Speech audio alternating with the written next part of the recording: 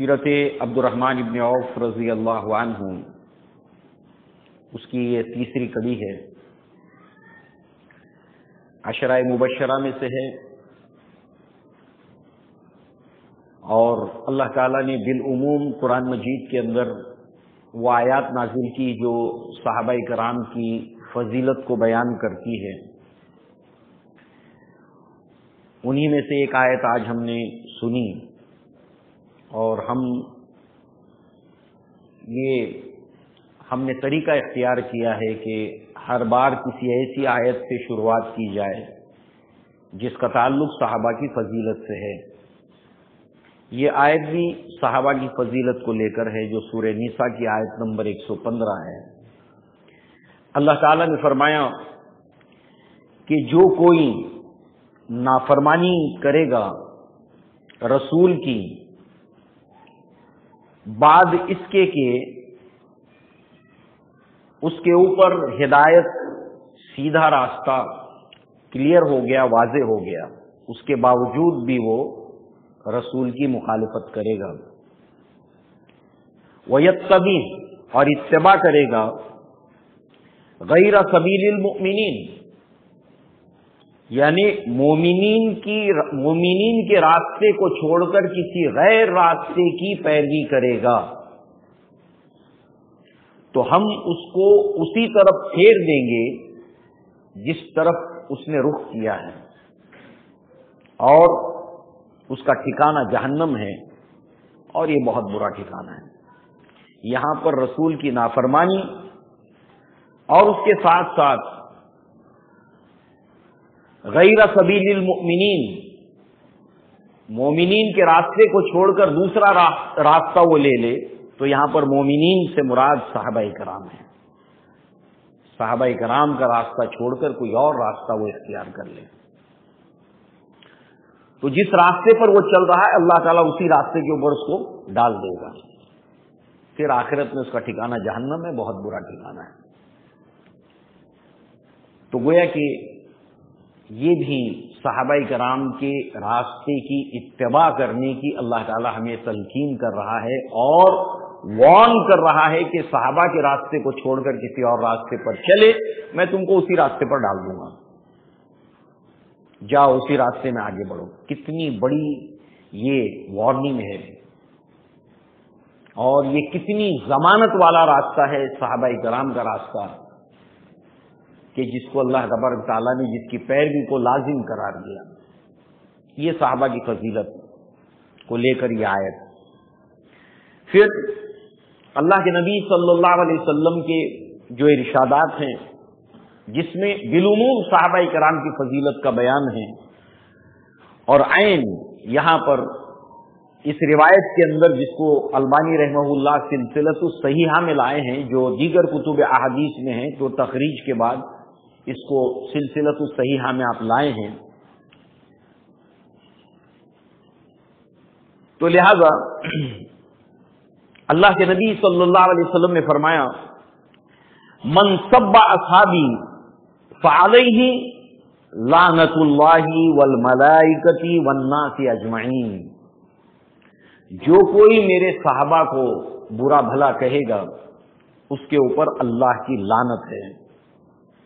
اس کے اوپر فرشتوں کی لعنت ہے، اس کے اوپر تمام انسانوں کی لعنت ہے۔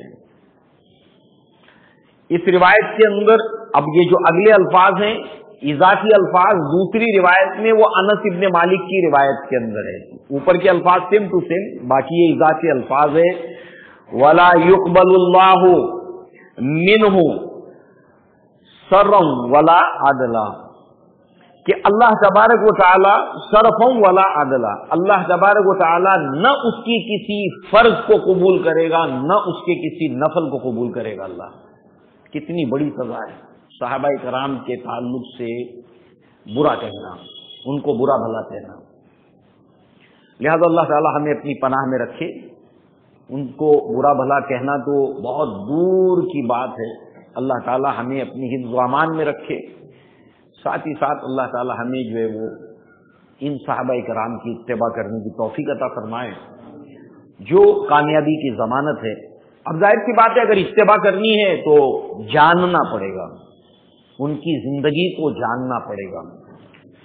صرف یہ خالی خلی الفاظ استعمال کر کے کہ صحابہ کے راستے کی پیروی کرنا ہے، صحابہ کے راستے کی پیروی کرنا ہے، صحابہ کا راستہ معلوم بھی ہے، معلوم کرنے کی کوشش بھی کی ہے، تو یہ ترکیب علمی اختیار کرنی پڑے گی، صرف جو ہے وہ زبانی جمع خرچ نہیں چلے گا۔ تو اسی غرض سے ہم صحابہ کرام کی زندگی کو پڑھتے ہیں کہ اللہ تعالیٰ نے دنیا اور آخرت کی کامیابی کی ضمانت جو ہے وہ ان کے راستے پر چلنے میں دی ہے۔ انہی میں سے یہ صحابی رسول عبد الرحمن بن عوف رضی اللہ عنہ اور ان کے سیرت کی یہ تیسری کڑی ہے۔ بالعموم اگر جلدی سے کوئی ہاتھ اونچا کر کے جواب دے دے تو تھوڑا میرے سمجھنے میں آسانی ہوگی، اور پھر جو بھی جواب دے گا اس کے اوپر کتنے لوگوں کا اتفاق ہے یہ بھی اگر کہ ہاں ان کی بات سے ہم اتفاق کرتے ہیں تو تھوڑا سا اور سمجھنے میں آسانی ہوگی مجھے بھی اور آپ کو بھی۔ عبد الرحمن بن عوف رضی اللہ عنہ کی جب بھی شخصیت کے بارے میں ہم سنتے ہیں، کیونکہ یہ بہت مشہور صحابی ہیں، یعنی ان صحابہ میں سے جن کے نام زیادہ تر مسلمانوں کو یاد ہے، ان صحابہ میں سے عبد الرحمن بن عوف رضی اللہ عنہ، کیونکہ عشرہ مبشرہ میں سے بہت سے 10 صحابہ میں ایسے صحابہ بھی ہیں جن کے نام جو ہے بہت سے لوگ نہیں جانتے ہیں، مگر یہ وہ نام ہے 4 خلفاؤں کے نام، اس کے علاوہ یہ وہ نام ہے کہ جس کو زیادہ تر لوگ جانتے ہیں۔ تو کسی بھی صحابی کا، ابو بکر صدیق کا جب نام آتا ہے تو ذہن میں ایک امیج آتا ہے کہ ایسے ہیں، عمر بن الخطاب کا نام آتا ہے تو ایک امیج آتا ہے کہ یہ ہے عمر بن الخطاب، ہمارے ذہنوں میں ایک امیج قائم ہوتا ہے۔ عثمان ابن عفان کا جب نام آتا ہے تو ہمارے ذہن میں ایک امیج بنا ہوا ہے کہ عثمان ابن عفان ایسے ہیں۔ علی بن ابی طالب کے بارے میں آتا ہے تو وہ ایسے ہیں۔ ایسے ہی عبد الرحمن بن عوف رضی اللہ عنہ کے بارے میں جب آپ سنتے ہیں تو آپ کے ذہن میں ان کو لے کر سب سے پہلے ان کی شخصیت کا کون سا پہلو آپ کے ذہن میں نمایاں ہوتا ہے؟ جی فاسٹ، جی مالدار۔ ان کی بات سے کتنے لوگ اتفاق کرتے ہیں؟ دیکھیے اتنی بڑی تعداد ہے نا، دیکھیے اب ہم کو سمجھنے میں آسانی ہوگی۔ عبد الرحمن ابن عوف کی شخصیت جب بھی آتی ہے تو مالداری، اور صرف مالداری نہیں، خوب خرچ کرنا بھی آتا ہے،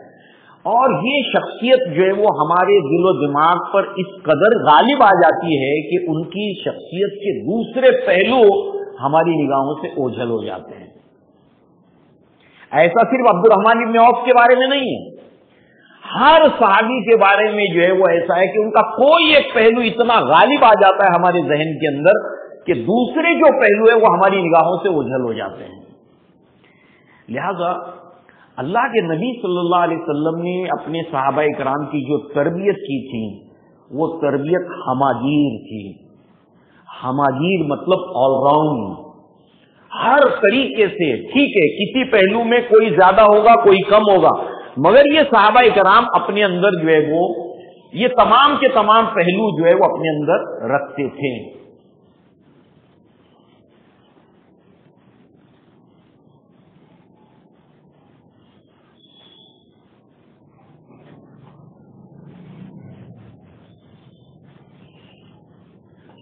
تو انشاءاللہ العزیز جو ہے وہ آج ہم دیکھیں گے کہ مالداری کو چھوڑ کر کوئی اور بھی پہلو ہے آپ کی شخصیت کا جو ہمارے سامنے نمایاں ہو کر آتا ہے۔ دیکھیے پہلے ہم نے دیکھا تھا کہ عبد الرحمن بن عوف بہت سافٹ اسپوکن تھے، یعنی نرم دمے گفتگو، یعنی گفتگو بہت سافٹلی کرتے تھے آپ، اس سے تھوڑا سا ان کے نیچر کا، مزاج کا اندازہ آتا ہے۔ اور ایسے دلیل، ایسے ثبوت ہم کو ملتے ہیں کہ سافٹ اسپوکن آپ تھے، تو جب جو ہے وہ کمپلیکیشنز آتے تھے اس کو بہت اچھی طریقے سے سارٹ آؤٹ کیا عبد الرحمن بن عوف نے رضی اللہ عنہ۔ یہ خاص نمایاں پہلو بغور اگر آپ کی زندگی کو پڑھیں تو نمایاں ہوگا۔ جب کبھی بھی کوئی کمپلیکیشنز آتے تھے اتنا بہترین انداز میں انہوں نے سارٹ آؤٹ کیا اس کو کہ اگر کسی کو سیکھنا ہے تو عبد الرحمن ابن عوف کی زندگی کے وہ تمام جو معاملات ہیں جو اپنے نبی کے ساتھ صحابہ کے ساتھ 72 ایئرز تک جو آپ نے زندگی گزاری ہے، اور اسلام کے دور میں جو گزاری ہے آپ نے زندگی، اس کو اگر آپ دیکھیں تو کتنے بہترین انداز میں کہ سوچنا انسان کے لیے محال ہے، ایسے کمپلیکیٹڈ مسائل آپ نے حل کیے ہیں۔ اب مالداری کو رکھیے ایک طرف، اس پہلو کو آپ دیکھیے کیسے آپ کے اندر پہلے سے خوبی تھی، اسلام نے اس کے اندر برکت ڈالی، اللہ کے نبی نے اس کی تربیت کی، اللہ کے نبی سے ان کے جو انٹریکشنز ہیں، اللہ کے نبی نے کون سی ذمہ داری ان کو دی، یہ سب باتیں آئیں گی تو ان کی شخصیت کے اس پہلو میں نکھار آیا۔ اس کے لیے ضرورت ہوتی ہے انسان کے اندر سمجھ بوجھ کی، سمجھداری، اور یہ سمجھداری تو انسان میں ویسے ہوتی ہے۔ آپ تاجر تھے، کامیاب تاجر تھے، اور تاجر کا ایک کام ہوتا ہے کہ اس کو بہت گھومنا پڑتا ہے، دنیا کے چکر لگانے پڑتے ہیں، الگ الگ لوگوں سے ملنا پڑتا ہے، اور ایک کہاوت آتا تو گھمکڑ جگیاسا، جو بہت زیادہ گھمکڑ ہوتا ہے، گھومتا ہے بہت زیادہ، اس کے اندر جگیاسا پیدا ہوتی ہے، کیوریوسٹی پیدا ہوتی ہے جاننے کی اس کے اندر آپ سے آپ جو ہے وہ طلب اور کیوریوسٹی پیدا ہوتی ہے۔ تو تاجر سے تو گھومتے تھے ایک، پھر دوسری طرف یہ ہے کہ عبد الرحمن ابن عوف رضی اللہ عنہ لکھنا پڑھنا پہلے سے جانتے تھے، جبکہ عرب کے اندر چند ہی افراد ایسے تھے جو لکھنا پڑھنا جانتے تھے، بہت اچھی طریقے سے لکھنا پڑھنا جانتے تھے، art of writing and reading, اس سے واقف تھے۔ اس کے علاوہ علم اور تفقہ، نالج دین کا ہو، اور جو کاروبار آپ کرتے تھے معاملات، اس کا علم ہو، دین کا علم ہو، اور اس علم کے ساتھ اس کی سمجھ، اس کے اندر بھی آپ جو ہے وہ ایک اپنا ترے امتیاز رکھتے تھے۔ اس لیے کہ آپ دیکھیں گے کہ اگر ایک لسٹ بنائی جائے کہ اللہ کے نبی صلی اللہ علیہ وسلم کے سپہ سالار صحابہ، جب لسٹ آپ نکالو گے تو اس کے اندر عبد الرحمن ابن عوف آ جاتے ہیں، اس لسٹ میں آ جاتے ہو۔ اللہ کے نبی صلی اللہ علیہ وسلم کے عالم جانکار صحابہ، تفقہ کی دین رکھنے والے، اس لسٹ میں بھی آ جاتے ہیں۔ مالدار صحابہ اس میں بھی آ جاتے ہیں۔ ہر لسٹ کے اندر آپ آ کر فٹ بیٹھ جاتے ہیں، مگر مالداری کا پہلو ہمارے ذہن میں غالب رہتا ہے، اور اللہ کے راہ میں فیاضی کا پہلو وہ غالب رہتا ہے۔ تو بہرحال لکھنا پڑھنا آپ جانتے تھے۔ احادیث کی کتب میں قریباً کم و بیش 60، کم یا زیادہ 60 کے قریب آپ کی روایتیں ہیں، انکلوڈنگ وتھ بخاری اور مسلم۔ بخاری اور مسلم کے اندر بھی آپ سے روایتیں منقول ہیں۔ لہذا اب آئیے کچھ سمجھ بوجھ کو لے کر، آپ کے علم کو لے کر، ان کی زندگی کے کچھ واقعات کو ہم ان کی سیرت میں دیکھیں کہ یہ بھی پہلو ہے ان کی زندگی کا جو ہمارے لیے سیکھنے سے متعلق ہے۔ یہ دور تھا عمر بن الخطاب رضی اللہ عنہ کا، دور خلافت تھا، اور عمر بن الخطاب نے شام کی طرف سفر کیا، اور آپ جو ہے وہ حجاز اور شام کے درمیان، حجاز جزیرہ نما عرب اور شام سیریا، اس کے درمیان میں ایک جگہ پڑتی ہے، ایک لوکیشن، ایک جگہ پڑتی ہے، اس کا نام ہے مقام سرد، سین را اور غین۔ مقام سرد پر جب آپ پہنچے تو پتا چلا کہ آگے شام کے علاقے میں طاعون پھیلا ہے، اور کافی لوگ اس کی زد میں آ گئے ہیں، جیسے ابھی کووڈ تھا کہ بڑی تعداد میں وہ پھیل جاتا ہے۔ اور آپ کو معلوم ہے جب بھی ایسی کوئی نیچرل کیلمٹی آتی ہے، یعنی بیماری کی صورت میں، دنیا کے اندر سب سے زیادہ جس صحابی کا نام لیا جاتا ہے وہ عبد الرحمن ابن عوف ہے رضی اللہ عنہ۔ عبد الرحمن ابن عوف ہے۔ پتہ نہیں کتنا کوڈ کیا گیا کووڈ میں آپ کو، بہت کمپلیکیٹڈ، یہ بھی بہت کمپلیکیٹڈ وقت تھا، انسان سمجھ سکتا ہے، ہم نے تو دیکھا ہے کہ یہ کیسے حالات ہوتے ہیں۔ تو شام کی طرف جو ہے وہ طاعون پھیلا ہوا تھا، اور بہت بڑی تعداد میں لوگ اس کی زد میں آئے تھے، صحابہ کرام بھی اس کے اندر جو ہے وہ شہادت پائے ہیں، ابو عبیدہ ابن جراح بھی اسی کے اندر شہادت پائے تھے، اسی بڑی تعداد میں یہ پھیل گئی تھی بیماری۔ اب عمر بن الخطاب جب اس مقام کے اوپر پہنچے ہیں تو شام کے آس پاس کے جو بھی علاقے میں گورنر تھے ان سب نے آ کر آپ سے ملاقات کی اور حالات سے آگاہ کیا۔ آپ کے ساتھ مہاجرین اور انصار صحابہ کی جماعت بھی تھی، لہذا اب یہ ہوا کہ سفر کو جاری رکھیں آگے کہ تعاون پھیلا ہوا ہے، یا یہ ہے کہ یہیں سے دوبارہ حجاز کی طرف لوٹ جائیں، کیا کریں؟ اب اس کو لے کر بڑا اختلاف ہوا، دو اوپینین ہوئے کہ نہیں ہم کو آگے بڑھنا ہے، تو کسی نے کہا کہ نہیں آگے بڑھنا ٹھیک بات نہیں، واپس چلے جانا چاہیے۔ یہ دو اوپینین صحابہ اکرام کے درمیان ہوئے۔ اب ظاہر سی بات ہے صحابہ میں جب اختلاف ہوا تو کیوں ہوا؟ اس لیے کہ ان کے پاس میں کوئی صریح نص قرآن مجید کی اور حدیثوں میں سے اللہ کے نبی کے فرمانے کی نہیں تھی، اسی لیے ہوا۔ تو انہوں نے اپنی اپنی رائے دی، اور جب اللہ کے نبی کی حدیث موجود ہو، جب قرآن مجید کی آیت موجود ہو، تو پھر اس کے بعد میں رائے مشورے کی کوئی ضرورت ہی نہیں ہے، دلیل موجود ہے۔ مشورہ رائے کب ہے؟ جب کوئی دلیل صریح نص موجود نہ ہو۔ یہ اصول ہے، اصول دین ہے۔ جب اللہ کا فرمان موجود ہے، جب نبی کی بات موجود ہے، تو آپ مشورہ کائے کا کر رہے ہو؟ آپ کے پاس حکم موجود ہے نا۔ تو اب یہاں پر اس کا جو اختلاف ہوا تو اس کا مطلب اس وقت کوئی صریح نص ان کے پاس موجود نہیں تھی، لہذا بہت باتیں ہوئی۔ کسی نے کہا کہ آپ اللہ کی رضا جوئی کے لیے نکلے ہیں، تو ظاہر سی بات ہے کہ یہ وبائی بیماری جو ہے وہ آپ کے ارادے کو نہ پھیر دے، یہ جو وبا پھیلی ہے یہ آپ کے ارادے کو نہ پھیر دے، آپ اللہ کی رضا کے لیے نکلے، آگے بڑھیے۔ دوسری طرف صحابہ کرام اپنی دلیل دے رہے تھے کہ یہ ایک ناگہانی مصیبت ہے، ہم اس سے آگاہ نہیں تھے، ہم کو معلوم نہیں تھا یہ آ گئی ہے۔ تو اب ایسی صورت میں یہ موت اور حیات کا مسئلہ ہے، تو لہذا بہتر یہ ہے کہ آگے نہ بڑھا جائے۔ لہذا بہت ہی اس کے اندر رائے مشورہ، بات چیت، دلائل دونوں طرف سے آنے کے بعد میں یہ ہوا کہ عمر بن الخطاب نے واپس جانے کا اعلان کر دیا صحابہ کرام کے درمیان۔ ابو عبیدہ ابن جرہ اس کے بعد بھی اعلان ہونے کے بعد جو ہے وہ عمر بن الخطاب سے کہتے ہیں کہ اے امیر المؤمنین، کیا آپ اللہ تعالیٰ کی تقدیر سے راہ فرار اختیار کر رہے ہیں؟ جو اللہ نے لکھا ہے وہ ہوگا، کیا آپ اس سے بھاگتے ہیں؟ اس سے بھاگ سکتے ہیں؟ اس سے بھاگتے ہیں اللہ کی تقدیر سے؟ عمر بن الخطاب نے کہا کہ اللہ تبارک و تعالیٰ کی ایک تقدیر سے دوسری تقدیر کی طرف ہم روانہ ہو رہے ہیں، اور پھر مثال دے کر سمجھا عمر بن الخطاب۔ بڑی پیاری بات بتائی عمر بن الخطاب نے، یعنی ابو عبیدہ ابن جراح کے دلیل کو جو کاؤنٹر کیا ہے، ہم کو یہ سب صحابہ سے سیکھنا ہے، ہم کو یہ سب صحابہ سے سیکھنا ہے۔ ابو عبیدہ ابن جراح نے کیا بات کہی، عمر بن الخطاب نے کاؤنٹر کے اندر کیا بات کہی، اور صحابہ کی دلیل، کاؤنٹر دلیل جو ہوتی ہے نا وہ اثر ہوتا ہے۔ اثر کا مطلب وہ ڈائریکٹ قرآن نہیں ہوتا،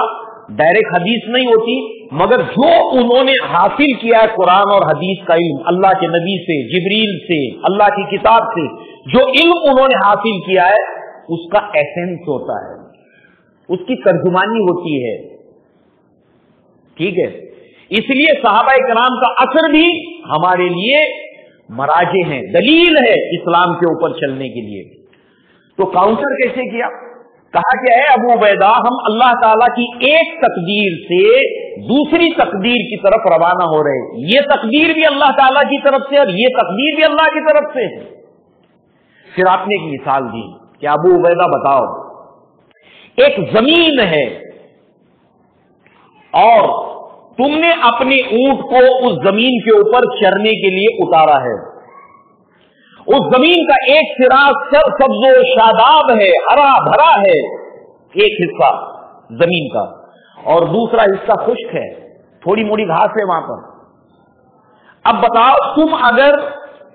اپنے اونٹ کو اس حصے میں چرا رہے ہو جو ہرا بھرا ہے، کیا یہ اللہ کی تقدیر سے تم نہیں چرا رہے؟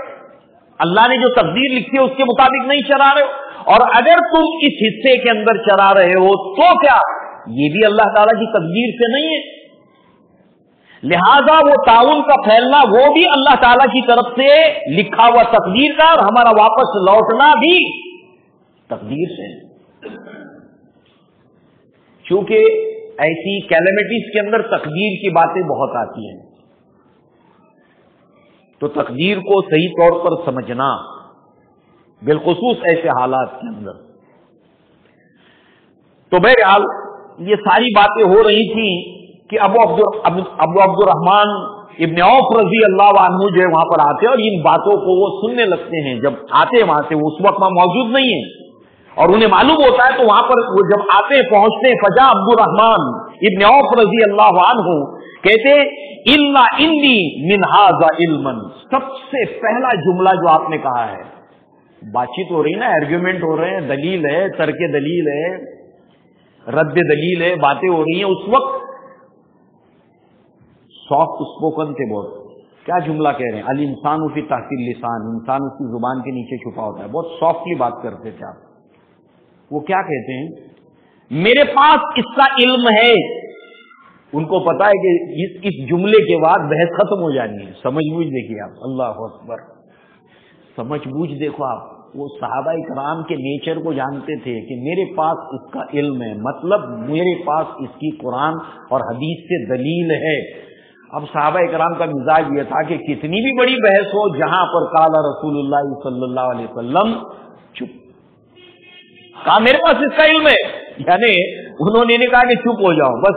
انہیں پتا تھا کہ کون سا جملہ ہے جو انہیں خاموش کر دے گا۔ شروعات یہاں سے کی، سمجھ بوجھ آپ دیکھیے، الانسان فی تحت اللسان، انسان اس کی زبان کے نیچے، اس کے کلمات کے نیچے، اس کے کلمات کے انتخاب کے نیچے چھپا ہوا ہوتا ہے۔ میرے پاس اس کا علم ہے۔ سمعت رسول اللہ صلی اللہ علیہ وسلم، میں نے اللہ کے رسول صلی اللہ علیہ وسلم سے سنا ہے، یقول، آپ کہتے تھے، اذا سمعتم به بعرض فلا تقدموا علیہ، واذا وقع بعرض وانتم بها فلا تخرجوا فرارا منه۔ میں نے اللہ کے نبی صلی اللہ علیہ وسلم سے سنا کہ جب تم یہ سنو کہ فلاں زمین کے اندر جو ہے وہ وبا یا یہ بیماری پھیل گئی ہے، تو تم اگر وہاں پر نہیں ہو تو ایسی صورت میں وہاں پر داخل مت ہو۔ وہ علاقے میں پھیلی ہے، اب تم وہاں ہو نہیں، تم جہاں پر ہو وہاں پر نہیں پھیلی ہو، مگر اس علاقے میں مت جاؤ جہاں پر یہ پھیلی ہے وبا، اور اگر تم اس علاقے میں ہو جہاں پر یہ پھیلی ہے تو وہاں سے پھر باہر مت نکلو۔ یہ اللہ کے نبی صلی اللہ علیہ وسلم نے فرمایا۔ فوراً عمر بن الخطاب رضی اللہ عنہ نے اللہ تعالی کا شکر ادا کیا۔ ظاہر سی بات ہے، شکر کب ادا کرتا ہے انسان؟ شکر کب ادا کرتا ہے؟ جب اللہ تعالیٰ کو کوئی احسان پاتا ہے، جب اللہ کی کوئی نعمت پاتا ہے، یعنی عمر بن الخطاب نے اس کو اللہ کی بہت بڑی رحمت سمجھا کہ دلیل مل گئی، اس کے اوپر جو ہے وہ اللہ کے نبی صلی اللہ علیہ وسلم کا فرمان مل گیا۔ ہم نے بیانیہ کیا دیا تھا شروع کے درس کے اندر؟ جب شروع کیا دو باتیں تھی، ایک عبد الرحمن ابن عوف کی شخصیت جب بھی نمایاں ہوتی ہے ہمارے سامنے تو مالداری اور فیاضی نہیں، بڑے عجیب عجیب پہلو آپ کی شخصیت کے اندر موجود ہیں۔ ان میں سے ایک یہ ہے کہ تفقہ فی الدین، سمجھ بوجھ، عطا و گھمکڑ، جگیاسا، انکوائری، تجسس، کریوسٹی، یہ سب آپ کے مزاج اور نیچر کا حصہ تھا۔ اسی کے ساتھ ساتھ آپ دیکھیں کہ یہ روایت مسلم متفق علیہ روایت کا یہ حصہ ہے،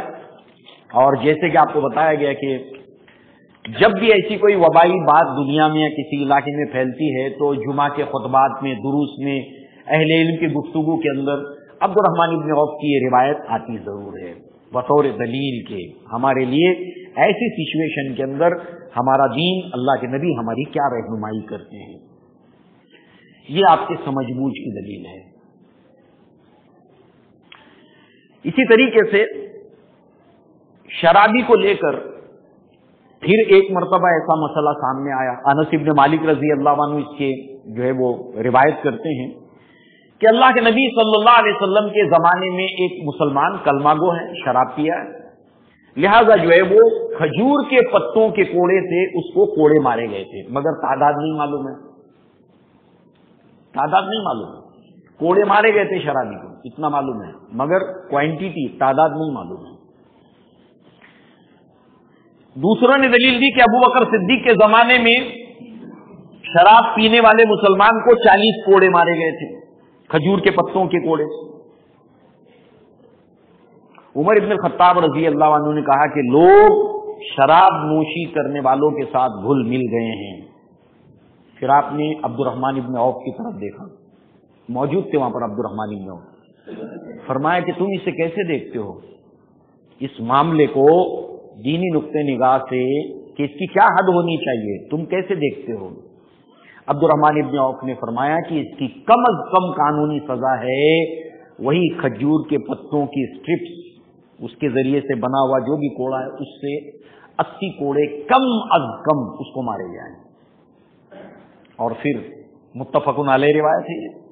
और फिर उसको 80 कोड़े मारे गए।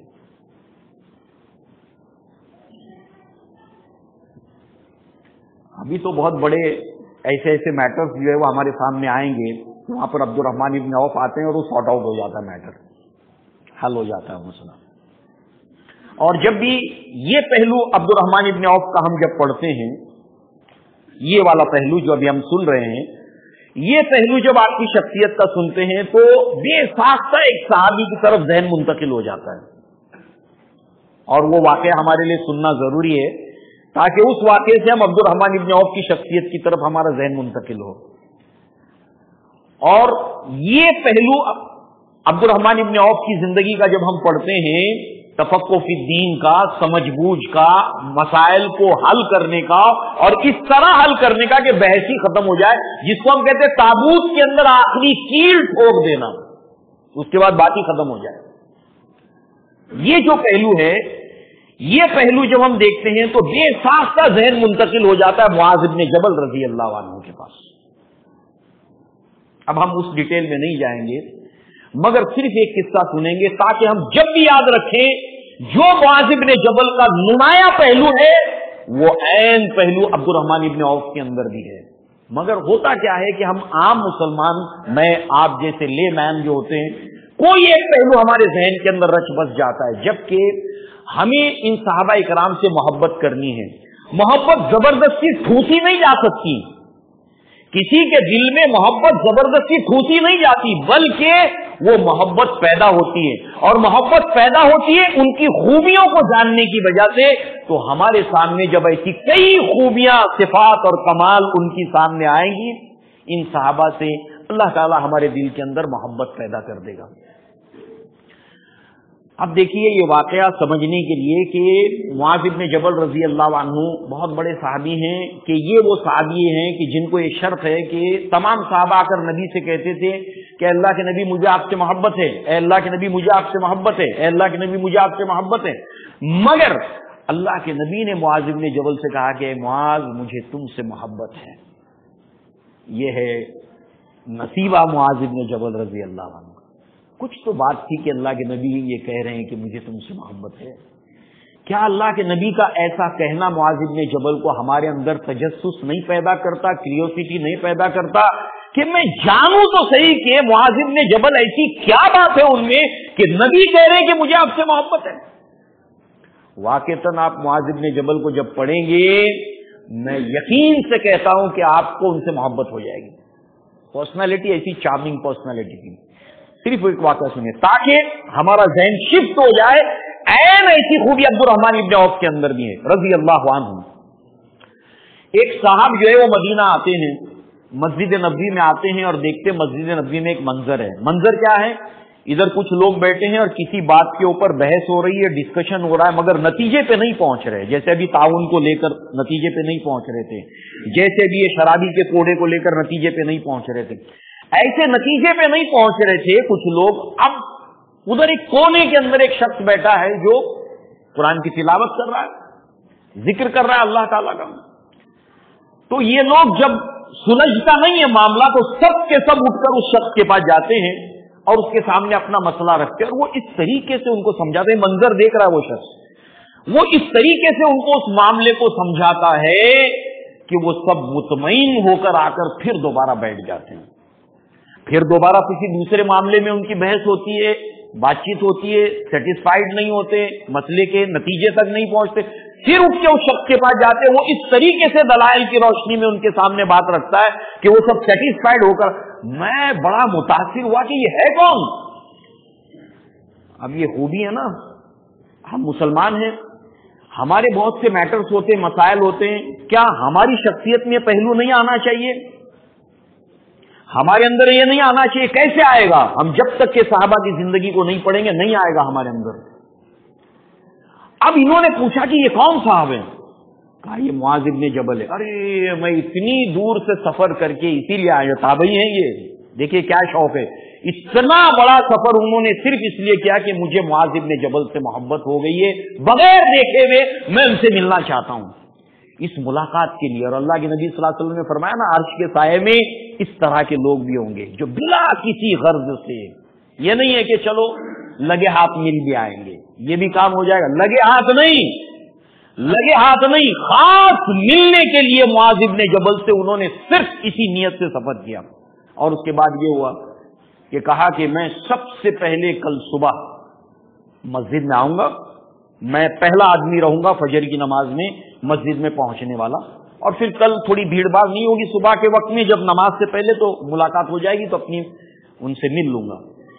اب جیسے ہی میں مسجد میں صبح میں انٹر ہوا، میں دیکھتا ہوں کہ مجھ سے پہلے ایک آدمی جو ہے چادر اوڑے ہو پہلے ہی بیٹھا ہوا ہے، کوئی نہیں، مسجد میں اکیلے ہیں معاذ ابن جبل۔ کہا یہ کون ہے؟ قریب جا کر دیکھا تو معاذ ابن جبل ہے، اور پھر جا کر جو ہے وہ پھر تفصیلی واقعہ ہے۔ تو بہرحال اب آپ آئیے اگلے واقعے کی طرف۔ قبیصہ بن جبیر رضی اللہ عنہ یہ کہتے ہیں کہ میں احرام کی حالت میں تھا، احرام پہنا ہوا تھا، اور ہوا یوں کہ میں نے ایک ہرن کو دیکھا، ایک غزال کو، ایک ہرن کو دیکھا، میں نے شکار کیا، میں نے اس کا شکار کر لیا۔ اور سورہ مائدہ میں ہے کہ احرام کی حالت میں بری شکار حرام ہے، جب تم احرام کی حالت میں ہو تو جو زمین بری شکار حرام ہے، ہاں سمندری جو ہے اس کے لیے آپ کو اجازت ہے، اور اسی سورہ مائدہ میں سب تفصیلات آپ کو مل جائیں گی۔ تو میں نے غزال دیکھی اور وہ اس قدر مجھے جو ہے وہ اس نے اٹریکٹ کیا، اور اللہ تعالیٰ نے صحیح فرمایا ہے، سورہ مائدہ کو آپ پڑھیے اور یہ واقعے کو پڑھیے، ایک دم فٹ ہو جاتا ہے۔ سورہ مائدہ میں اللہ تعالیٰ نے فرمایا کہ دیکھو احرام کی حالت میں تمہارے اوپر بری شکار اللہ تعالیٰ نے حرام کیا ہے، شکار نہیں کرنا ہے، لہذا تمہارا امتحان لے گا اللہ تعالیٰ، شکار تمہارے اتنے نزدیک آئیں گے کہ تمہارے نیزے کے اوپر آ جائیں گے ایک دم قریب، یا تم بالکل ہاتھ سے پکڑ لو اتنے قریب آئیں گے، اور ایسا ہوگا اس لیے کہ اللہ تمہارا امتحان لے گا۔ اور وہ بالکل وہ ہرن کو دیکھ کر نہیں قابو کر پائے، شکار کیا۔ اب سوچا کہ یہ ہو تو گیا ہے، اب احرام کی حالت میں تو سوچا کہ امیر المؤمنین عمر بن الخطاب سے پوچھ لوں اس مسئلے کو۔ تو آپ جو ہے وہ عمر بن الخطاب کے پاس میں پہنچتے ہیں کہ میں ان سے یہ فیصلہ لوں اس کے بارے میں۔ تو میں نے دیکھا کہ ان کے پاس ایک خوش اخلاق، معلوم یہ ہوا کہ عبد الرحمن بن عوف خوش اخلاق بھی تھے، اور عموماً جو سافٹ اسپوکن پرسنالٹیز ہوتی ہے، نرم دمے گفتگو جو پرسنالٹیز ہوتی ہے، اخلاق کے تھوڑے اچھے ہوتے ہیں، یہ آبزرویشن ہم کو دیکھنے میں آتا ہے۔ جو خاموش مزاج ہوتے ہیں یا بہت نرم گفتگو کرنے والے ہوتے ہیں، باقی جنرلائز تو ہم نہیں کر سکتے۔ تو کہا کہ خوش اخلاق ایک آدمی جو ہے وہ ان کے قریب میں بیٹھا ہوا تھا، اور معلوم جب انہوں نے کیا تو بتایا گیا کہ عبد الرحمن بن عوف ہیں رضی اللہ عنہ۔ تو انہوں نے کہا کہ یہ مسئلہ ہے، میں نے شکار کیا ہے، تو اب اس کا کیا ہے فدیہ یا مسئلہ؟ تو عمر بن الخطاب نے جو ہے وہ کچھ نہیں کہا، عبد الرحمن بن عوف کو دیکھا رضی اللہ عنہ، کہا کہ آپ کیا دیکھتے ہو اس مسئلے کے اندر؟ تو انہوں نے کہا کہ ایک بھیڑ یا بکری انف ہو جائے گی، اس کا جو فدیہ ہے ایک بکری یا بھیڑ۔ سورہ مائدہ میں آپ دیکھیے، اگر کسی نے گائے کا، نیل گائے کا شکار کیا ہے تو اس کا فدیہ، جو گائے ہم دیکھتے ہیں اپنی سماج کے اندر جو پالی جاتی ہے وہ ہے، اور اگر جو ہے وہ کسی ہرن کا شکار کیا ہے تو بکری ہے، بھیڑ ہے، یہ اس کا فدیہ ہے۔ تو انہوں نے بتایا کہ سفیشینٹ ہو جائے گی ایک شیپ جو ہے، تو پھر عمر ابن الخطاب نے اسی کے اوپر فیصلہ دیا کہ آپ جو ایک بھیڑ جو ہے وہ اس کو ذبح کر دو۔ اسی طریقے سے احمد اور مسند احمد کے اندر اور ترمذی کے اندر یہ روایت ہے، ابن عباس رضی اللہ عنہما اس کے راوی ہیں، کہتے ہیں ہم لوگ عمر ابن الخطاب رضی اللہ عنہ کے ساتھ میں بیٹھے ہوئے تھے، اور آپ نے فرمایا، بہت اہم بات ہے، شاید ہم لوگوں سب کے سامنے مسئلہ ہو، ہم سب کے سامنے بالخصوص جب ہم اکیلے نماز پڑھتے ہیں، جب ہم تنہا نماز پڑھتے ہیں، اور وہ نماز بالخصوص اگر 4 رکعت ہو، عشاء کی ہو، ظہر کی ہو، کبھی ایسا وقت آتا ہے کہ ہم اکیلے پڑھ لیتے ہیں، تو یہ مسئلہ ہے۔ تو کہا کہ نماز میں کوئی آدمی بھول جائے مطلب بھولتا تو بہت کچھ ہے، کیا بھولے، کتنی رکعت پڑھی ہے میں نے، کبھی کبھی ایمان بھی ہو جاتا نا کہ 3 بار بھی سلام پھیر دیتا ہے یا ایسا، تو اکیلے میں زیادہ ہوتا ہے یہ۔ تو پوچھا کہ اس کے تعلق سے کسی کے پاس کوئی نبی صلی اللہ علیہ وسلم کی اس سے کچھ سنا ہے کسی نے؟ عمر ابن الخطاب کے ساتھ صحابہ کرام بیٹھے ہوئے، اور یہ انہوں نے عمر ابن الخطاب نے کہا کہ ہے کسی نے کچھ سنا ہے کہ نماز کی رکعت اگر آدمی بھول جائے، اس کے تعلق سے اللہ کے نبی سے کچھ سنا ہے کیا؟ اس پر جو ہے وہ ابن عباس رضی اللہ عنہ کی طرف دیکھا کہ آپ نے کچھ سنا ہے، تو کہا کہ واللہ لا ادری۔ ابن عباس رضی اللہ عنہما کہتے ہیں کہ اللہ کی قسم میں نے نہیں سنا۔ معلوم کیا ہوا صحابہ کا طریقہ کیا تھا، بھری مجلس ہے، اتنے سارے لوگ بیٹھے ہوئے ہیں، مگر جب پوچھا گیا تو کیا کہا، اللہ کی قسم مجھے نہیں معلوم ہے۔ تو معلوم کیا ہوا، صحابہ کا طریقہ یہ ہے، صحابہ کا منہج یہ ہے کہ جب کسی چیز کا علم نہیں ہے تو صرف اتنا ہی نہیں کہتے تھے کہ لا ادری، صرف اتنا ہی نہیں کہتے، اللہ کی قسم مجھے نہیں معلوم ہے۔ یہ بہادری انسان میں ہونی چاہیے۔ ارے اتنے بڑے صحابہ، اتنے بڑے عالم ہیں، اور نہیں پتا ان کو، تو میری بے عزتی ہو جائے گی، اتنے لوگ کیا سمجھیں گے؟ نہیں، بلا جھجک مجھے نہیں معلوم ہے۔ یہاں دیکھیں، واللہ اللہ کی قسم مجھے نہیں معلوم ہے۔ اور پھر آپ نے فرمایا ابن عباس رضی اللہ عنہ نے کہ آپ کی دیانت داری جو ہے وہ ہمارے نزدیک مسلم ہے۔ عمر بن الخطاب سے کہتے ہیں سب لوگ آپ کی دیانت داری اور امانت داری سے واقف ہیں، آپ نے کچھ سنا ہوگا اس کے تعلق سے۔ اور چونکہ سوال بھی انہوں نے ریز کیا تھا کہ کوئی جانتا ہے کیا، تو اس میں ایک امکان ہے کہ ہو سکتا ہے آپ کو معلوم ہو، تو آپ کی دیانت داری امانت داری سے ہم واقف ہیں، یعنی کہ نبی کی بات کو پہنچانا دیانت داری سے اور امانت سمجھ کر، بے کم اوقات۔ لہذا جو ہے وہ عمر بن الخطاب کہتے واللہ لا ادری، اللہ کی قسم مجھے بھی نہیں معلوم ہے، کسی کو نہیں پتا، اس وقت وہاں پر کسی کو نہیں پتا۔ اس پر جو ہے وہ عبد الرحمن ابن عوف رضی اللہ عنہ وہاں پر آئے، تشریف لائے، تو کہا کہ کس بات کے اوپر آپ لوگوں کی ڈسکشن چل رہی ہے، مذاکرہ چل رہا ہے؟ تو کہا کہ اللہ کے نبی صلی اللہ علیہ وسلم سے کوئی بات جو ہے وہ ہم لوگوں میں سے کسی نے کوئی سنی ہے کہ اگر نماز چھوٹ جائے رکعت تو اس کا کیا مسئلہ ہے؟ تو آپ نے فرمایا کہ مجھے اللہ کے نبی صلی اللہ علیہ وسلم کی بات معلوم ہے اس کے اوپر، ترمذی اور مسند احمد کے اندر یہ روایت ہے، مجھے اس کے اوپر اللہ کے نبی صلی اللہ علیہ وسلم سے میں نے سنا ہے اگر رکعت چھوٹ جائے تو کیا کرنا چاہیے۔ اگر وہ کنفیوز ہے کہ اس نے 1 رکعت پڑھی ہے کہ 2 رکعت پڑھی ہے، دیکھیے دھیان سے سنیے، آدمی نماز پڑھا ہے 1 رکعت ہوئی کہ 2 رکعت ہوئی، کنفیوز ہے، تو ایسی صورت میں وہ 1 یا 2 کو لے کر کنفیوز ہے تو 1 کنسیڈر کرے، 2 اور 3 کو لے کر کنفیوز ہے کہ میں نے 2 پڑھی کہ 3 پڑھی تو 2 کو کنسیڈر کریں، اور 3 اور 4 کو لے کر کنفیوز ہے کہ میں نے 3 پڑھی کہ 4 پڑھی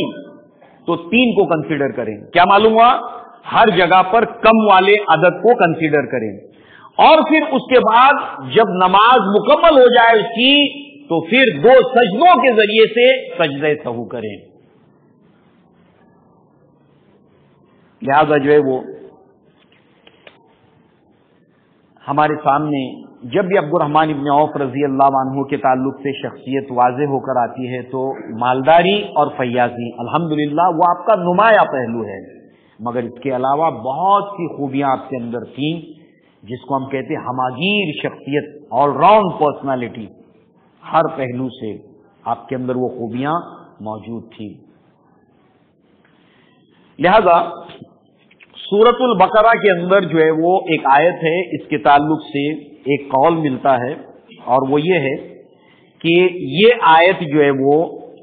عبد الرحمن ابن عوف بھی اس کا اطلاق ہوئے ہیں۔ کبھی کبھی ایک آیت ایسی ہوتی ہے جس کے اطلاق کئی صحابہ ہوتے ہیں، جیسے ایک آیت ہے کہ جس کے اندر اللہ نے فرمایا کہ لوگوں میں سے ایسے بھی ہیں کہ جنہوں نے جو ہے وہ اپنی جان کو بیچ دیا اللہ اور اس کے رسول کے لیے، تو اس سے مراد کئی صحابہ کے نام آتے ہیں، اس میں ابو ذر غفاری کا بھی، ان کا صہیب رومی رضی اللہ عنہ کا بھی نام جو ہے وہ اس کے اندر آتا ہے۔ تو یہ آیت نمبر جو ہے وہ 262 نمبر کی ہے سورہ بقرہ کے اندر، جس میں اللہ تبارک تعالیٰ نے فرمایا کہ الذین ینفقون، کہ وہ لوگ جو خرچ کرتے ہیں، اموالہم فی سبیل اللہ، اللہ کی راہ میں اپنے مال کو خرچ کرتے ہیں، ثم لا یتبعون ما انفقوا منا ولا اذى لهم اجرهم عند ربهم ولا خوف علیہم ولا هم يحزنون۔ تو پھر جو وہ اللہ تعالیٰ کی راہ میں خرچ کرتے ہیں اور جو کچھ کے خرچ کرتے ہیں، تو پھر وہ جو ہے وہ منا ولا اذى، یعنی کہ احسان بھی نہیں دھرتے اور نہ ہی اس کے ذریعے سے ایذا پہنچاتے ہیں۔ یہ آیت کے تعلق سے کہتے ہیں کہ عبد الرحمن ابن عوف کے تعلق سے یہ آیت نازل ہوئی، اور ایسے کئی صحابہ ہیں، یعنی صحابہ کرام جب خرچ کرتے تھے اللہ کی راہ میں، یا کسی غریب کو دیتے تھے، کسی مسکین کو دیتے تھے، تو دو باتیں تھیں کہ وہ کبھی بھی اس کا احسان نہیں جتاتے تھے، کبھی نہیں، نیور۔ اور عموماً یہ ہوتا ہے کہ شیطان جو ہے وہ کسی کی جب ہم مدد کرتے ہیں، صدقہ خیرات کرتے ہیں، اپنے پیسے سے اس کی مدد کرتے ہیں، تو شیطان یہ دو راستے سے اس کے عمل کو برباد کر دیتا ہے۔ اللہ نے قرآن میں فرمایا یا ایھا الذین آمنوا لا تبطلوا صدقاتکم بالمن والاذی، کہ اہل ایمان اپنے صدقات کو باطل مت کر دو کہ تم کسی کی مدد کرو پیسے سے اور پھر اس کے اوپر احسان جتاؤ یا پھر اس کو ستاؤ۔ یہ دیکھنے کو ملتا ہے، ارے میرے احسان تلے دبا ہوا ہے، میرے سامنے منہ کھولے گا؟ بالکل فکر نہ کرا، مجال ہے منہ کھولے میرے سامنے، دیکھو ابھی احسان تلے دبا ہوا ہے۔ اور بہت سے لوگ احسان کرتے ہی اس لیے منہ بند کرنے کے لیے، جس کو اللہ تعالیٰ نے بعد میں منع کیا اس کو نیت کے ساتھ احسان کرتے ہیں کہ اس کو دبا کے رکھے ہم احسان تلے۔ اللہ تعالیٰ نے فرمایا کہ اپنے صدقات کو باطل مت کرو، برباد مت کرو۔ تو صحابہ کرام کا یہ وصف تھا، نیکی کر دریا میں ڈال، کبھی اس کا ذکر بھی نہیں کرتے تھے، چرچا بھی نہیں کرتے تھے۔ عمر بن الخطاب تو اللہ سے خاص یہ دعا مانگتے تھے، اے اللہ میری نیکیوں کو میرے ذہن سے، حافظے سے مٹا دے، جو میں نے نیکیاں کی ہیں اس کو مٹا دے دو، میں بھول جاؤں اس کو۔ سورہ حشر میں اللہ نے فرمایا یا ایھا الذین آمنوا اتقوا اللہ ولتنظر نفس ما قدمت لغد واتقوا اللہ، پہلے بھی تقویٰ آیا، بعد میں بھی تقویٰ آیا۔ یا ایھا الذین آمنوا اتقوا اللہ، اللہ سے ڈرو، پھر درمیان میں آیا تم میں سے ہر شخص دیکھے کہ اس نے کیا عمل آگے بھیجا ہے۔ تقویٰ پہلے یہ نیت ہے، انما الاعمال بالنیات، عمل کرنے سے پہلے نیت ٹھیک کرو، عمل کر لیا آپ اس کے بعد بھی ڈرو، پہلے بھی ڈرو بعد میں بھی ڈرو۔ بعد میں کیوں ڈرو؟ اب عمل کر چکے ہو، اب ڈرنے کی جگہ ہے، عمل کرنے چلے ہو ڈرنے کی جگہ ہے۔ کیوں؟ شیطان کیا کرتا ہے، ایک عمل کو آپ نے 6 سال تک سنبھال کے رکھا، کوئی ایسا ایونٹ ہو گیا کہ جس کے اوپر احسان کیا تھا اس نے کوئی ایسی بات کہہ دی کہ آپ کو ناراضگی ہو گئی، بھول گئے احسان، بھول گئے احسان، 6 سال سے جمع شدہ پونجی کو ویسٹ کر دیا، برباد کر دیا۔ صحابہ کرام جب کسی کے اوپر احسان کرتے تھے، اس پوائنٹ آف ویو سے صحابہ کے واقعات کو ڈھونڈ ڈھونڈ کر دیکھیے آپ، کبھی بھی احسان کرنے کے بعد، بلال رضی اللہ عنہ جانتے ہیں آپ، جب اللہ کے نبی کی وفات ہوئی ہے تو بلال رضی اللہ عنہ مدینہ چھوڑ کر جانے لگے، مدینہ چھوڑ کر جانے لگے، تو اس وقت جو ہے وہ صحابی رسول جو ہے وہ اب کہیں کہ بلال کو روکے کیسے، اذان کیسے سنیں گے، کیونکہ بلال کی جو اذان تھی وہ نبی کی یاد دلاتی تھی، اللہ کے نبی کی یاد دلاتی، علینا یا بلال، ہے بلال ہمیں ٹھنڈک پہنچاؤ اذان دے کر۔ تو بلال جہاں پر اذان دے رہے ہیں اللہ کے نبی کے بعد، تو نبی کی یاد تازہ ہو جاتی تھی، اور بلال تو مدینہ چھوڑ کے جا رہے، مگر بولنے کی ہمت کون کرے گا کہ بلال نہ جاؤ؟ تو سب نے ابو بکر صدیق سے کہا کہ آپ روکیے ان کو، آپ روکیے۔ تو ابو بکر صدیق نے کہا کہ بلال رک جاؤ، مت جاؤ۔ کہا کہ امیر المؤمنین، آپ نے مجھے آزاد کیا ہے، آپ کا مجھ پر احسان ہے، اگر آپ اس احسان کی وجہ سے مجھے روک رہے ہیں تو میں رک جاؤں گا، اور اگر آپ اس کی وجہ سے نہیں روک رہے تو میں اب یہاں نہیں رہ سکتا، مجھے اللہ کے نبی کی بہت یاد آتی ہے، یہاں پر میں نہیں رہ پاؤں گا، یہاں پر نبی کی یاد مجھے بہت ستاتی ہے۔ یہاں پر شام کی طرف چلے گئے، وہ بعد میں ابو بکر صدیق کے دور میں رہے، اس کے بعد پھر روکنے کی کوشش کی مگر وہ نہیں رکے، شام کی طرف چلے گئے۔ جب بھی نماز کا وقت ہوتا تھا ان کو نبی کی یاد آتی تھی، اب کون مجھے کہے گا ارے نا یا بلال، اے بلال مجھے ٹھنڈک پہنچاؤ، کون کہے گا مجھے؟ ہر 5 وقت مجھے نبی کی یاد ستانے لگتی ہے، میں کیسے رہوں یہاں پر؟ تو ابو بکر صدیق نے کہا کہ نہیں بلال، میں نے تمہیں اللہ کی رضا کی خاطر آزاد کیا ہے، مگر تم جو ہے وہ ہماری خاطر رک جاؤ، تمہیں جب دیکھتے ہیں تو ہمیں اللہ کے نبی کی یاد آتی ہے، تم اللہ کے نبی کی نشانی ہو، رک جاؤ، تو رک گئے ہو۔ تو کل ملا کر یہ ہے کہ آپ دیکھیں کہ صحابہ کرام جو ہے وہ ان کا یہ عالم تھا کہ کبھی بھی احسان کر کے جتاتے نہیں تھے، اور یہ آیت نمبر 262 کے بارے میں ہے کہ عبد الرحمن ابن عوف کے بارے میں، جبکہ جنرلی صحابہ کرام ایسے ہی تھے، احسان کرنے کے بعد زندگی میں کبھی نہ اس کا چرچا کرتے تھے، نہ ذکر کرتے تھے، اور نہ ہی اس احسان کے عوض میں اس انسان کو ستاتے تھے، جبکہ آج ہم اپنے سماج کے اندر یہ دیکھتے ہیں، بہت غلط بات ہے، اللہ کو بہت ناراض کرنے والی بات ہے، بہت ناراض کرنے والی بات ہے۔ اللہ کا سامنا کرنا آسان نہیں ہے اس حرکت کے ساتھ میں۔ بہرحال جو ہے وہ اللہ کے نبی صلی اللہ علیہ وسلم نے آپ کو بحیثیت مبلغ کے بنو جزیمہ کی طرف بھیجا، خالد بن ولید کے ساتھ ہمراہ آپ گئے تھے۔ خالد بن ولید سپہ سالار تھے، آپ ظاہر سی بات ہے دونوں کو بھیجنے کا یہ ایک اللہ کے نبی صلی اللہ علیہ وسلم کی سیرت کا ایک باب ہے۔ خالد بن ولید کو بھی بھیجا جو سپہ سالار ہے، اور ساتھ میں عبد الرحمن بن عوف کو بھی بھیجا ایک مبلغ کی حیثیت سے۔ تو لہذا جو ہے وہ یہ اللہ کے نبی صلی اللہ علیہ وسلم کا بحیثیت اسلام کا پیغام پہنچانے والا، گویا کہ ظاہر سی بات ہے آپ کے علم کی وجہ سے ہے۔ اسی طریقے سے غزوہ احد کے اندر جو ہے وہ آپ نے بہادری کے جوہر دکھائے ہیں، اور ان صحابہ میں آپ کا شمار ہوتا ہے جنہوں نے غزوہ احد کے اندر ثابت قدمی کا مظاہرہ کیا تھا، اس لیے کہ یہاں پر بہت نقصان ہوا تھا، 70 صحابہ کرام شہید ہوئے تھے، بھگدڑ مچ گئی تھی، اللہ کے نبی کے بارے میں افواہ پھیل گئی میدان احد کے اندر۔ تو 3 صحابہ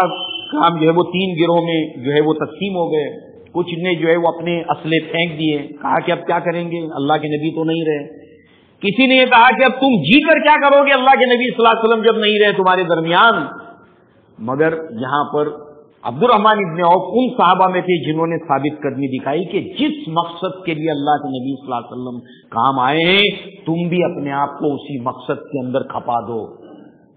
اسی کی راہ، اللہ کے نبی کی راہ پر چلو۔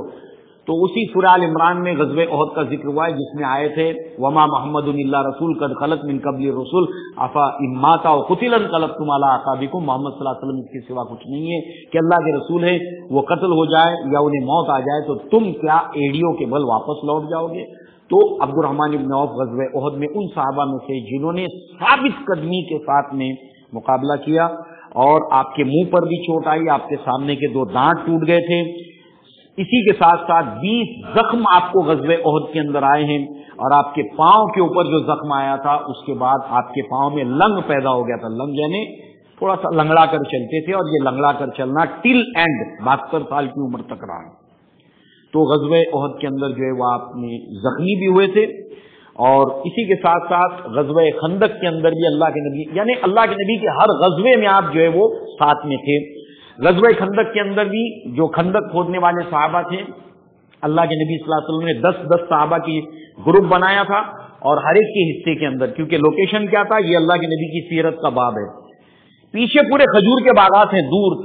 تک کھجور کے باغات ہیں، اور دائیں اور بائیں لاوے کی وادی ہے مدینہ کے اندر۔ اب جو ہے وہ ساری الائنس کر کے دشمنان اسلام جمع ہو گئے تھے، اور ان کی نیت کو اللہ تعالیٰ نے قرآن میں واضح کیا، وہ کیا چاہتے تھے، یریدون لیطفئوا بنور اللہ بافواہہم، وہ اللہ کے نور کو اپنی پھونکوں سے بجھانا چاہتے۔ سب یہودی، پورے یہودی اکٹھے ہو گئے، قریش، پھر اطراف کے لوگوں کو 1 سال کی فصل ہم تم کو دیتے، آ جاؤ ہمارے الائنس میں، پہلی مرتبہ اتنا بڑا الائنس مدینہ کے اوپر حملہ ور ہونے کے لیے آیا تھا، اور اللہ کے نبی نے مشورہ کیا تو پیچھے تو سیف تھا، پورے کھجور کے باغات تھے، دائیں طرف لاوے کی وادی، بائیں طرف لاوے کی وادی، سامنے کا پٹا کھلا تھا۔ تو اللہ کے نبی صلی اللہ علیہ وسلم نے صحابہ کرام کے مشورے سے سلمان فارسی نے مشورہ دیا کہ ایران میں ہم لوگ یہ اسٹریٹجی اختیار کرتے تھے، تو اللہ کے نبی نے اس کو پسند فرمایا، اور اس کے بعد اللہ کے نبی نے ایکشن پلان یہ بنایا کہ 10 صحابہ کا ایک گروپ بنایا، 10 صحابہ کا ایک گروپ، 10 صحابہ کا گروپ، 10 صحابہ کا گروپ، 10 صحابہ، ایسے گروپس بنائے، اور یہاں سے لے کر میجرمنٹ لاوے کی وادی جہاں پر اینڈ ہو رہی ہے وہاں سے، اور لاوے کی وادی ایسی ہوتی ہے اس میں گھوڑے بھی نہیں چل سکتے کیونکہ اس سے پاؤں پھٹ جاتے ہیں، لاوے کی وادی میں پاؤں پھٹ جاتے ہیں، جب جانور نہیں چل سکتے انسان کہاں سے چلے گا؟ تو وہ جہاں سے اینڈ ہو رہا ہے لاوے کی وادی کا، وہاں سے لے کر اس اینڈ تک اللہ کے نبی نے پورے زمین کو کیلکولیٹ کرنے کے بعد اس کو ڈیوائڈ کر دیا کہ اتنے وقت کے اندر اس 10 کے گروہ کو 10 ہاتھ گہرا اور 10 ہاتھ چوڑا گڑا کھودنا ہے۔ سب صحابہ کرام بھوکے پیاسے پتھر باندھ کر ایسی حالت کے اندر جو ہے وہ کھود رہے تھے گڑا، اور صحابہ کرام کی آزمائش کا کلائمیکس ہے یہ، اللہ تعالیٰ نے اس کو سورہ احزاب میں بیان کیا، وَزُلْزِلُوا زِلْزَالًا شَدِيدًا، شدید ہلا مارے گئے، حتیٰ کہ اس وقت یہ ایسی وقت تھا کہ طہارت کے لیے جانے کا بھی موقع نہیں تھا، اتنا شدید حالات تھے، ذرا بھی اگر آپ نے دیر کر دی، ٹائم کے اوپر یہ کام نہیں کیا تو ایسی صورت میں نقصان ہے۔ اور یہاں پر پوری طریقے سے چاق و چوبند رہنا، عورتیں شہر کے اندر آ گئے تھے، پورے دشمن سٹی کے اندر آ گئے تھے، اب تک باہر جا رہے تھے، بدر میں باہر گئے، احد میں باہر گئے، یہ پہلی مرتبہ تھا کہ شہر میں وہ بھی اتنی بڑی طاقت آئی تھی، بچے بھی ہیں عورتیں بھی ہیں، بہت نازک سچویشن تھی۔ ایسی سچویشن کے اندر ذرہ برابر ہلنے کا اللہ کے نبی صلی اللہ علیہ وسلم کی عصر کی نماز ایک ہی فوت ہوئی ہے، یہاں پر عمر ابن الخطاب نے کہا کہ اللہ کے نبی میری عصر کی نماز فوت ہو گئی۔ اللہ کے نبی صلی اللہ علیہ وسلم نے فرمایا کہ یہ ایسی ٹائٹ پوزیشن تھی، منافقین ہاتھ دے کر چلے گئے، عبداللہ ابن ابی اور اس کا ٹولہ، پڑھیے سورہ احزاب، بہت کریٹیکل سچویشن تھی۔ اس وقت بھی عبد الرحمن بن عوف ان 10 کے گروہ میں تھے گڑھا کھودنے کے اندر، اور ساتھ ہی ساتھ یہاں پر بھی آپ نے اپنی بہادری کے جو ہے وہ جوہر دکھائے ہیں، لہذا جو ہے وہ انشاءاللہ العزیز عبد الرحمن بن عوف رضی اللہ عنہ کی سیرت کے سلسلے کو آگے ہم لوگ جاری رکھیں گے۔ اللہ کے نبی کی زندگی میں، اللہ کے نبی کی زندگی کے بعد ابو بکر صدیق کے دور خلافت میں، عمر بن الخطاب کے دور خلافت میں مکمل، اور عثمان بن عفان رضی اللہ عنہ کے دور خلافت میں آپ کی جو ہے وہ وفات ہوئی ہے۔ تو لہٰذا جو ہے وہ اللہ تعالیٰ سے دعا ہے کہ اللہ تعالیٰ ہمیں اپنے پیارے ان صحابہ کرام کی زندگی کو پڑھنے سمجھنے کی توفیق عطا فرمائے، اور ان کے راستے پر چلنے کی توفیق عطا فرمائے۔ اقول قولی ھذا واستغفر اللہ لی ولکم ولسائر المسلمین والمسلمات، وآخر دعوانا ان الحمد للہ رب العالمین۔ السلام علیکم ورحمۃ اللہ وبرکاتہ۔